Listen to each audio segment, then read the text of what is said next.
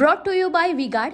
भिवंडी लोकसभा मतदारसंघाचे महायुतीचे उमेदवार कपिल पाटील यांच्या प्रचार रॅलीला उसळलेला हा महायुतीचा जनसागर हा पाहिल्यानंतर ही फॉर्म भरण्याची रॅली आहे का विजयाची रॅली आहे?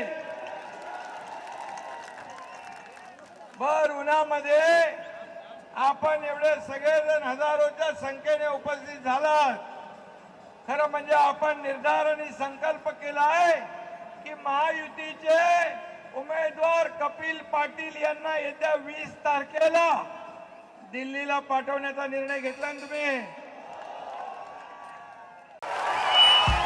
भाइयों बहनों, उनके राज में पावर रहे अनस्टेबल और हम रखे सब स्मूथ और स्टेबल.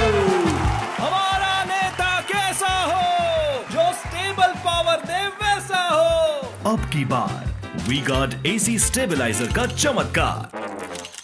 आणि मोदीजींना पुन्हा एकदा आपल्याला प्रधानमंत्री बनवायचं ना. फिर एक बार, अब की बार. आणि यावेळेस आपल्या सोबत महाराष्ट्रामध्ये शिवसेना, भाजपा, अजितदादांची राष्ट्रवादी, या ठिकाणी आरपीआय, कुणबी सेना,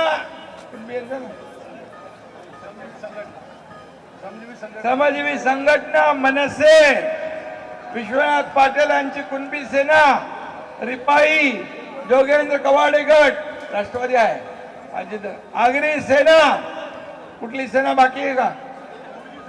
लहुजी सेना, सगळ्या सेना यांनी कपिल पाटील यांना पाठिंबा दिलेला आहे. आणि म्हणून गेले 10 वर्ष मोदीजींनी देशात केलेलं काम जे काँग्रेसला 50-60 वर्षात जमलं नाही ते मोदीजींनी 10 वर्षात करून दाखवलेलं आहे.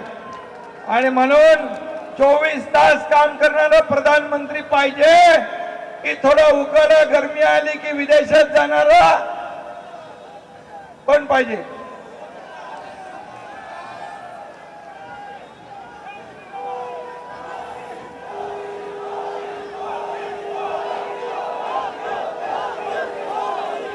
आणि म्हणून या ठिकाणी ज्यांच्याकडे नीती नाही, नियत नाही, निर्णय नाही, नेता नाही, आपल्याकडे नेता मजबूत आहे.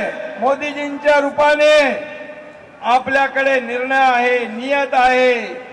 तिकडे कट, कमिशन आणि करप्शन, इकडे नेशन फर्स्ट, देश पहिला, राष्ट्र पहिला, असं मोदीजींचं काम आहे. आणि म्हणून या निवडणुकीमध्ये पूर्णपणे देशाला आपलं जीवन समर्पित केलेला नेता, ज्याच्या अंगावर 10 वर्षात एकही भ्रष्टाचाराचा आरोप करण्याची हिंमत झाली नाही, अशा प्रकारचा बेदाग प्रधानमंत्री आपल्याला पाहिजे.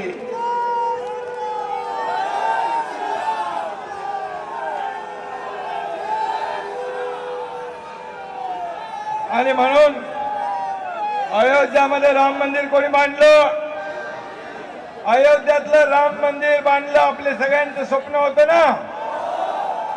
370 कलम हटवलं आपलं स्वप्न होतं ना. बाळासाहेबांचं पण ते स्वप्न होतं, मोदीजीने पूर्ण केलं.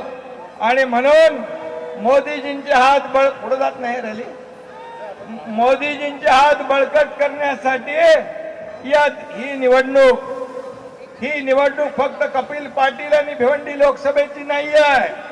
ही निवडणूक देशाचा नेता निवडण्याची आहे. ही निवडणूक देशाच्या विकासाची आहे.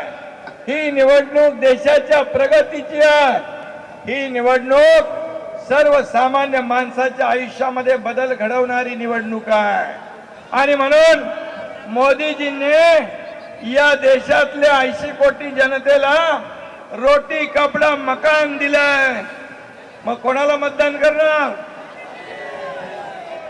आणि काँग्रेस म्हणते की माणूस मेल्यानंतर त्याची अर्धी प्रॉपर्टी सरकारला जमा करणार. तुमची प्रॉपर्टी तुमच्या मुलाबाळांसाठी ठेवता ना तुम्ही. मग काँग्रेसचा डोळा तुमच्या प्रॉपर्टीवर आहे. मग अशा काँग्रेसला निवडून देणार.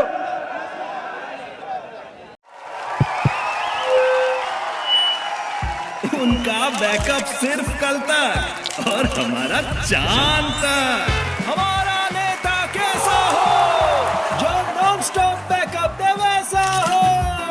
अब की बात वी गॉट इन्वर्टर बैटरी का चमत्कार।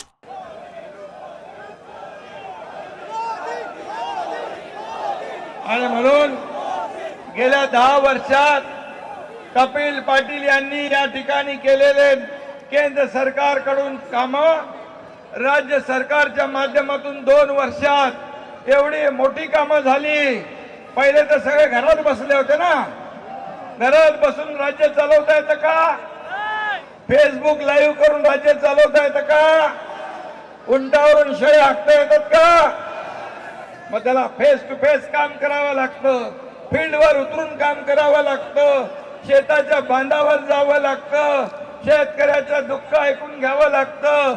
आणि म्हणून महायुतीने केलेली 2 वर्षाची कामं आणि मोदी साहेबांनी केलेली 10 वर्षाची कामं आपल्याला या कामांवर या विकासाच्या मुद्द्यावर आपल्याला ही निवडणूक लढवायची आहे. आणि म्हणून मी खास तुम्हाला विनंती करायला आलोय. या राज्याचा मुख्यमंत्री म्हणून कपिल पाटील यांना मागच्या पेक्षा जास्ती मताधिक्य मिळालं पाहिजे.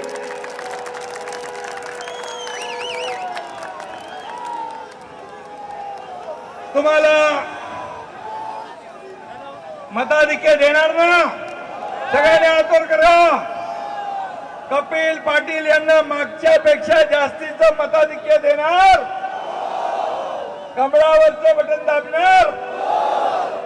आता तुम्हाला एकच विनंती करतो. मोदीजींनी तुम्हाला सगळ्यांना आपल्याला नमस्कार प्रत्येक घराघरामध्ये पाठवलाय. तुम्ही प्रचाराला जाल तेव्हा मोदीजींचा नमस्कार सगळ्यांना सांगाल का? आणि त्यांनी सांगितलंय बूथ लेवलची लढाई आहे. बूथ जिंकायची आहे. बूथवर काम करणार. तुम्हाला एक गंभीर गोष्ट सांगतो. उन्हाळा आहे. लग्न सराई आहे. तुम्ही जास्तीत जास्त मतदान काढलं पाहिजे. कारण महाविकास आघाडीच्या लोकांनी जास्त मतदानावर भर दिलेला आहे. तुम्हाला माहित पडतं ना. रांगा दिसतात ना. आणि म्हणून आपल्या मतदारांच्या रांगा दिसल्या पाहिजे. यासाठी सगळ्या बूथ प्रमुखांना, गट प्रमुखांना, कार्यकर्त्यांना बूथवर तुम्ही जर प्रामाणिक काम केलं तर कपिल पाटील प्रचंड मताधिक्याने विजयी येतील आणि सगळे रेकॉर्ड मागचे मोडून टाकतील. सगळ्यांना पुन्हा एकदा धन्यवाद. तुमच्या वतीने कपिल पाटील यांचं अभिनंदन करू का? पक्का? बघा, नाही तर ऊन आलंय, बोला तर थोडा घरी बसूया, असं चालणार नाही. 20 तारखेपर्यंत आपल्याला मेहनत करायला पाहिजे. 20 तारखेच्या दिवशी आपलं मतदान सकाळी लवकर सुरू झालं पाहिजे आणि आपलं मतदान टक्का वाढवला पाहिजे. कारण अगोदर झालेले मताची टक्केवारी जी आहे ती कमी आहे, जे पहिला फेज सेकंड फेज मध्ये झालेली. आणि म्हणून ती काळजी आपल्याला घ्यायची आहे. एवढीच विनंती करतो. पुन्हा एकदा सगळ्यांना मनापासून धन्यवाद. जय हिंद, जय महाराष्ट्र, जय श्रीराम, जय जय Shriram. Brought to you by V-Guard.